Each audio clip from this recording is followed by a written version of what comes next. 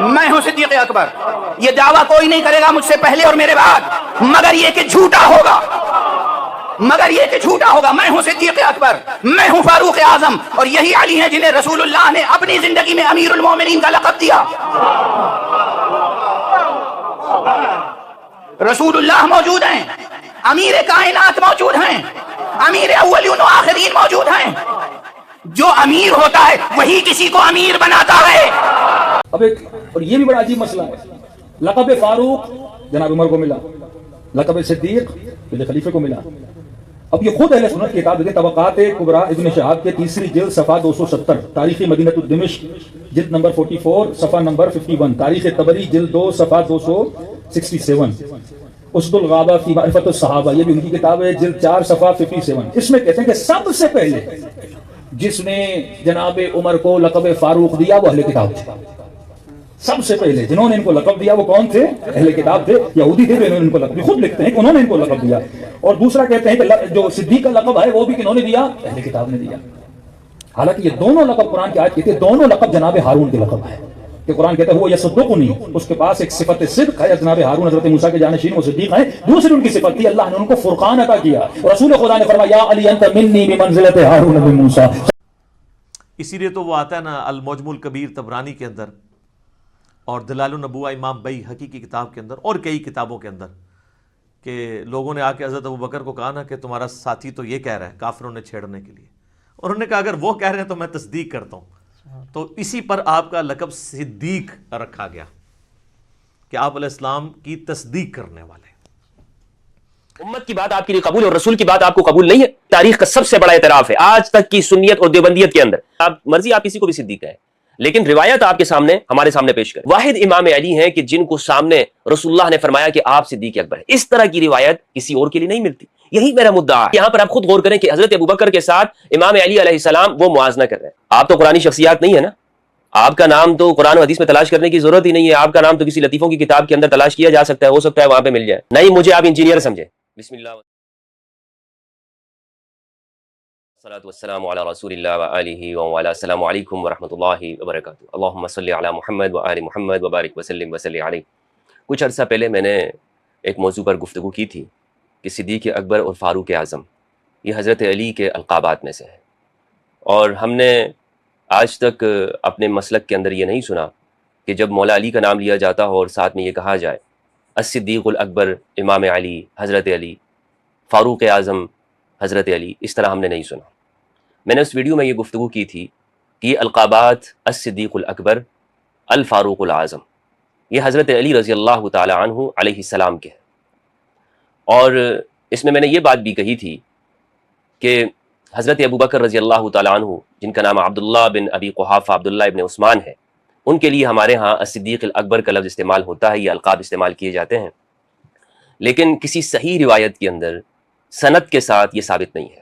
اور حضرت عمر رضی اللہ تعالی عنہ کے لیے جو الفاروق الاعظم کا لقب استعمال کیا جاتا ہے تو کوئی روایت اس کے اوپر موجود نہیں ہے. میری اس ویڈیو کو بہت غلط کر کے پیش کیا گیا کہ میں حضرت ابوبکر کو صدیق نہیں کہتا ہوں، اور میں اس سے انکار کرتا ہوں کہ حضرت ابوبکر صدیق ہے، یا حضرت عمر کے فاروق ہونے سے انکار کرتا ہوں. مجھے کوئی مسئلہ نہیں ہے، آپ حضرت ابوبکر کو حضرت صدیق کہیں، بلکہ میں نے اس کا انکار کیا ہی نہیں ہے.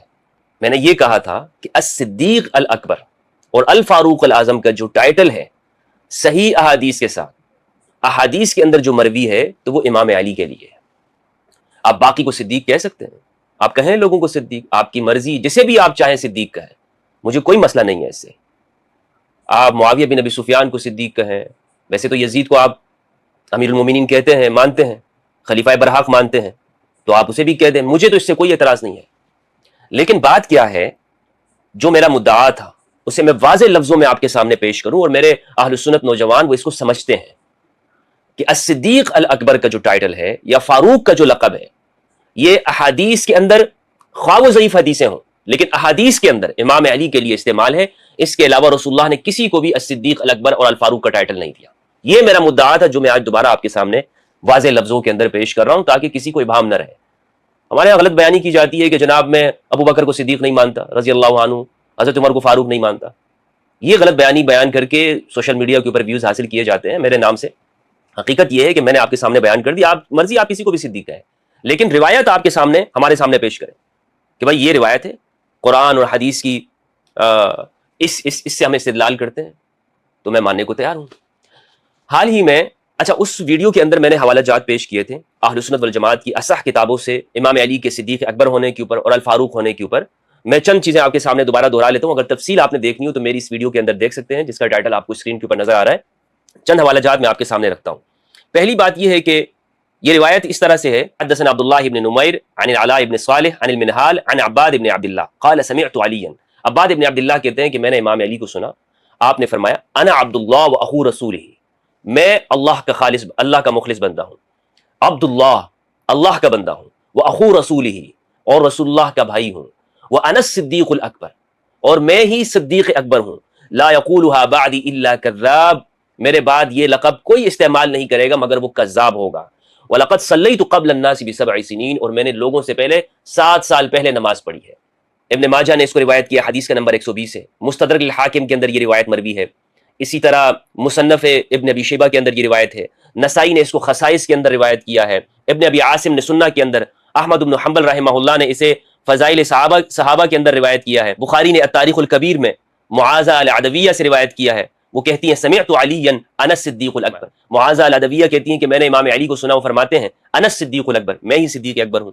اسی طرح التاریخ الکبیر لابن ابی خیثمہ روایت نمبر 88، اس میں یہ روایت ہے، اس میں رسول اللہ صلی اللہ علیہ وآلہ وسلم کے جو غلام ہیں محمد ابن عبداللہ ابن عبید اللہ ابن ابی رافع، یہ رسول اللہ کے غلام تھے، یہ اپنے والد سے، وہ اپنے دادا سے، وہ ابو ذر رضی اللہ عنہ سے روایت کرتے ہیں، وہ کہتے ہیں کہ میں نے رسول اللہ صلی اللہ علیہ وآلہ وسلم کو سنا، آپ نے امام علی کو فرمایا انت اول من آمن بی، اے علی آپ وہ پہلے شخص ہیں جس نے مجھ پر ایمان لایا، وصدقنی اور میری تصدیق کی، وانت الصدیق الاکبر اور آپ ہی صدیق اکبر ہیں، یعنی واحد امام علی ہیں کہ جن کو سامنے رسول اللہ نے فرمایا کہ آپ صدیق اکبر ہیں۔ اس طرح کی روایت کسی اور کے لیے نہیں ملتی، یہی میرا مدعا ہے۔ الاحاد المثانی لابن ابی عاصم میں حدیث کا نمبر ہے 186، یہ روایت میں آپ کے سامنے پیش کرتا ہوں، معاذہ العدویہ کی روایت ہے، وہ کہتی ہیں کہ میں نے علی رضی اللہ تعالیٰ عنہ کو سنا، آپ نے منبر پر یہ ارشاد فرمایا انا الصدیق الاکبر آمنت قبل ان یؤمن ابو بکر، میں ہی صدیق اکبر ہوں اور میں نے ایمان قبول کیا، ایمان کا اعلان کیا اس سے پہلے کہ حضرت ابو بکر ایمان لائے، واسلمت قبل ان یسلم اور میں نے ہی اسلام قبول کیا اس سے پہلے کہ حضرت ابو بکر نے اسلام لایا۔ یعنی یہاں پر آپ خود غور کریں کہ حضرت ابو بکر کے ساتھ امام علی علیہ السلام وہ موازنہ کر رہے ہیں، آپ کہتے ہیں کہ جناب ہم موازنہ نہ کریں، خود امام علی علیہ السلام نے موازنہ کیا ہے۔ تو بہرحال اسی طرح میں نے الفاروق کے لقب کے اوپر بھی گفتگو کی تھی، اور میں نے یہ بتایا تھا کہ مدینہ کے اندر جو اہل کتاب ہیں انہوں نے یہ لقب حضرت عمر رضی اللہ تعالیٰ عنہ کو الفاروق کا دیا تھا، اور اس پر میں نے حوالہ آپ کے سامنے پیش کیا تھا۔ اس کا جواب کافی عرصے بعد جناب مفتی طارق مسعود صاحب نے دیا ہے، اور میں ان کا شکر گزار ہوں کہ انہوں نے بہت بڑا اعتراف کیا ہے۔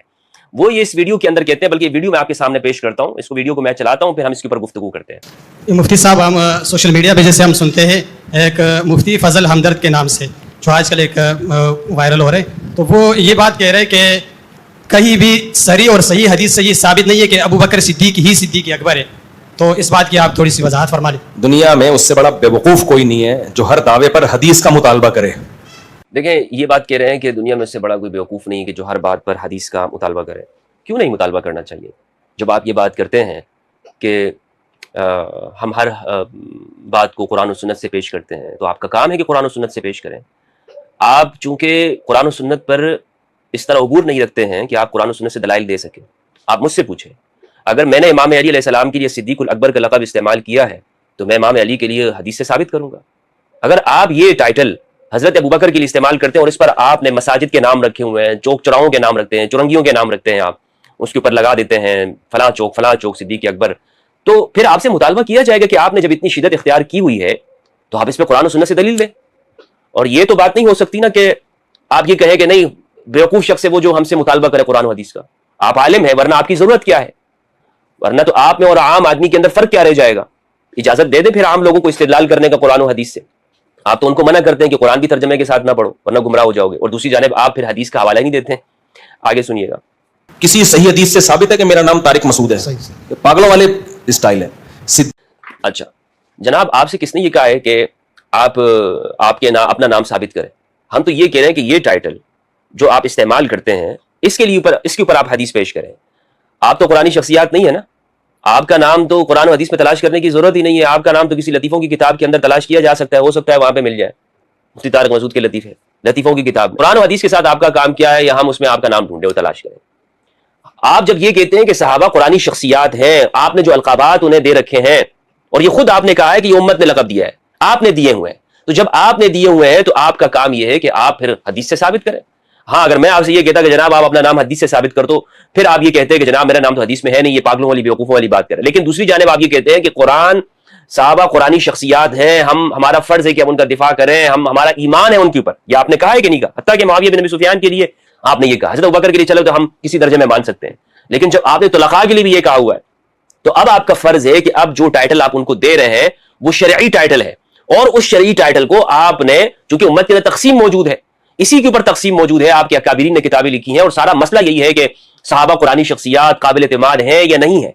تو آپ کا اختلاف یہی ہے، لہٰذا اب آپ کا کام، اس سے آپ بچ نہیں سکتے. میں آپ کو بھاگنے نہیں دوں گا کہ آپ جس طرح یزید کے معاملے میں آپ نے 1 منٹ کا کلپ ریکارڈ کر کے آپ بھاگ گیا، فرار ہونے کی آپ نے کوشش کی. یہاں پر چونکہ اب آپ نہیں، مجھے آپ انجینئر سمجھے کہ جناب میرا کوئی مدرسوں کے ساتھ تعلق نہیں رہا ہے، میں نے بھی وہی کتابیں پڑھی ہیں جناب علی کہ جو آپ مدرسے کے اندر پڑھائی جاتی ہیں، مجھے اچھی طرح سے معلوم ہے کہ آپ کیا کھیل کھیلنا چاہتے ہیں. لہٰذا یہاں پر آپ نے جو اعتراف کیا، میرے لیے تو خوشی کی بات یہ ہے کہ آپ نے ایک اعتراف کر دیا کہ یہ ٹائٹل قرآن و حدیث کا ہے ہی نہیں. یہ کس کا ٹائٹل ہے یہ سنیے گا جناب، یہ کیا کہہ رہے ہیں. صدیق اکبر کا لقب امت نے آپ کو دیا ہے. کس نے دیا ہے؟ امت نے. جیسے عمر بن خطاب کو امیر المومنین کا لقب کس نے دیا؟ امت نے. اور حدیث میں آتا ہے امت گمراہی پہ جمع نہیں ہو سکتی. دو باتیں کی انہوں نے. ایک تو یہ اعتراف کیا، تاریخ کا سب سے بڑا اعتراف ہے آج تک کی سنیت اور دیوبندیت کے اندر. میں سنیت کا لفظ ان کے لیے استعمال کر رہا ہوں کہ یہ جس کو سنیت کہتے ہیں حقیقی سنیت نہیں. حقیقی سنیت تو وہی ہے کہ جو امام علی علیہ السلام کے لیے حدیث آئی ہیں. طارق مسعود صاحب چلے مان لیتا ہوں میں کہ امت نے یہ ٹائٹل دیا ہے، تو جو حدیث، ایک حدیث تو پیش کر دو نا بھائی. اور جہاں پر حدیث ہے امام علی علیہ السلام کے لیے، اپنی زبان سے ایک مرتبہ آپ کہہ کے دیکھیں الصدیق الاکبر امام علی، کیوں نہیں کہتے آپ؟ وہاں پر تو احادیث اور روایات بھی موجود ہیں. امت کی بات آپ کے لیے قبول اور رسول کی بات آپ کو قبول نہیں ہے کہ رسول اللہ نے امام علی علیہ السلام کے لیے کہا کہ انت الصدیق الاکبر، اور امام علی کہتے تھے انا الصدیق الاکبر.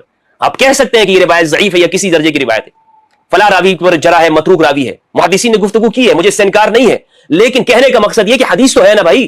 تم اس طرح کی ضعیف روایت دکھا دو مجھے کہ رسول اللہ نے فرمایا ہو کہ فلاں صدیق اکبر ہے. جب نہیں ہے تو پھر آپ امام علی کو صدیق اکبر کیوں نہیں کہتے؟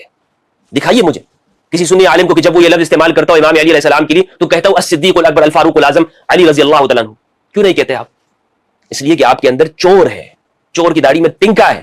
لیکن انشاءاللہ اس وقت آپ بھاگ نہیں سکتے، اس سے فرار نہیں ہونے دوں گا آپ کو، تشریف لے جانے نہیں دوں گا آپ کو. دوسری بات آپ نے یہ کی کہ امت کبھی گمراہی پہ جمع نہیں ہوگی. پوری امت کو تو آپ نے گمراہی کے اوپر جمع کر رکھا ہے. آدھی امت جو شیعہ ہے وہ تو آپ کے نزدیک گمراہ ہے. معتزلہ، بازیہ، مرجیہ اور فلاں فلاں فلاں جتنی بھی امت، بریلوی، بدعتی، گستاخ وغیرہ وغیرہ، صرف آپ ہی کا فرقہ وہی حق کے اوپر ہے. اور یہ جو روایت آپ نے پیش کی نا لا تجتمع امتی علی ضلالہ، میری امت گمراہی کے اوپر جمع نہیں ہوگی، اس ضلالت کی جو ضلالت گمراہی کا جو لفظ ہے مختلف تشریحات و تعبیرات ہے. اول تو یہ حدیث ضعیف ہے، ضعیف درجے کی روایت ہے، خبر واحد ہے. لیکن اگر اس کو ہم صحیح بھی مان لیں تو جماعت سے مراد کیا ہے؟ جماعت امام علی علیہ السلام کی جماعت. جبکہ اس کے برخلاف جو جماعت ہے باغی گروہ، آپ اسے بھی امت کے اندر مانتے ہیں کہ وہ بھی گمراہی کے اوپر جمع نہیں ہے، یا آپ چھپنے کی کوشش کرتے ہیں؟ جماعت کا حقیقی معنی کیا ہے؟ جماعت کا حقیقی معنی یہ ہے کہ اولن تو وہ جماعت کہ جو رسول اللہ صلی اللہ علیہ وآلہ وسلم کے بعد اس امت کے اندر اس نے ظلم نہیں کیا، امام علی علیہ السلام کی جماعت. آپ یہ مانتے ہیں کہ نہیں مانتے؟ میرے نزدیک تو اہل البیت کی جماعت ہے. لیکن اگر آپ صحابہ کی جماعت بھی مانتے تو رسول اللہ کے زمانے تک ہی. پھر یہاں پہ ضلالت کا جو لفظ ہے محدثین نے اس کی تشریح کی، وہ کہتے ہیں کہ کفر پر جمع نہیں ہوگی. باقی اختلاف اس امت کے اندر ہو سکتا ہے، خود صحابہ کے درمیان میں اختلاف ہوا ہے، فقہاء نے اختلاف کیا ہے، تابعین نے اختلاف کیا ہے، لوگوں نے آپس میں اختلاف کیا ہوا ہے. تو اس کو آپ یہاں پر فٹ نہیں کر سکتے کہ جناب امت نے دیا ہے، امت کل کو کسی بھی ملک کے اندر سود کے اوپر اجماع ہو جائے تو کیا آپ کہیں گے کہ جناب یہ تو امت جمع ہو گئی ہے لہٰذا یہ امت نے ٹھیک فیصلہ کیا ہے؟ امت سیکولرزم کے اوپر جمع ہو جائے تو آپ کہیں گے کہ جناب یہ امت بالکل صحیح کر رہی ہے. تو آپ وہاں پر کیا کہیں گے کہ جناب ہاں اگر باطل کے اوپر جمع ہوئی ہے تو یہ اجماع معتبر نہیں ہے، یہی کہیں گے نا. تو اگر امت نے ایک صحیح ٹائٹل جو صحیح جگہ پہ رسول اللہ نے استعمال کیا تھا اسے چھوڑ دیا تو آپ کا فرض کیا تھا؟ آپ کا فرض یہ تھا کہ آپ امت کو سکھاتے سمجھاتے کہ جناب والی پیاری امت اے امت مرحومہ، رسول اللہ نے یہ ٹائٹل علی کو دیا ہے، ہم جو کسی اور کے لیے استعمال کرتے ہیں یہ درست نہیں ہے. آپ کا فرض یہ تھا، لیکن آپ نے یہ طریقہ اختیار نہیں کیا. آپ نے کہا کہ ٹھیک ہے امت نے غلط استعمال کیا تو ہم بھی چلتے رہے اور پھرتے رہے. تو لہٰذا معلوم یہ ہوا کہ آپ نے جو جوابات دیے ہیں آپ نے خود لوگوں کے سامنے اس بات کی حقیقت واضح کر دی ہے کہ ہر بات قرآن و حدیث سے ثابت ہے ہی نہیں آپ کی. جبکہ میں نے جو ٹائٹل الصدیق الاکبر امام علی کے لیے جو استعمال کیا اسے میں نے حدیث سے ثابت کیا ہے. اگر آپ کے پاس دلیل تو اسی طرح ثابت کر کے دکھا، ورنہ کہانیاں نہ پھیرے. ورنہ میرا نام لے کر ممبر کے اوپر لوگوں کے سامنے یہ کہانیاں نہ پھیرے کہ جناب یہ تو پاگل اور بیوقوف بندہ یہ بات کرے گا کہ ہر بات حدیث سے ثابت کرو. میں نے آپ کا نام ثابت کرنے کا کہا ہے، یا جو آپ ٹائٹل، جو شریف ٹائٹل آپ استعمال کرتے ہیں، رسول اللہ نے جو ٹائٹل دیا اس کو آپ نے چھوڑ دیا، امت نے بلا دیا، اور جو امام علی کا حق تھا آپ نے کہیں اور اس کو استعمال کر دیا. اور یہ ویڈیو یاد رکھیے گا طارق مسعود صاحب، یہ آپ کے لیے انشاءاللہ عز و جل آپ اس کا جواب آپ نے دینا ہے ہر حال کے اندر. مفصل ویڈیو کی شکل میں حوالہ جات کے ساتھ آپ نے بتانا ہے کہ جناب یہ دیکھیں یہ حدیث ہے جس میں صدیق الاکبر ہم استعمال کرتے ہیں، اور یہ امام علی کے علاوہ دیگر کے لیے استعمال ہے.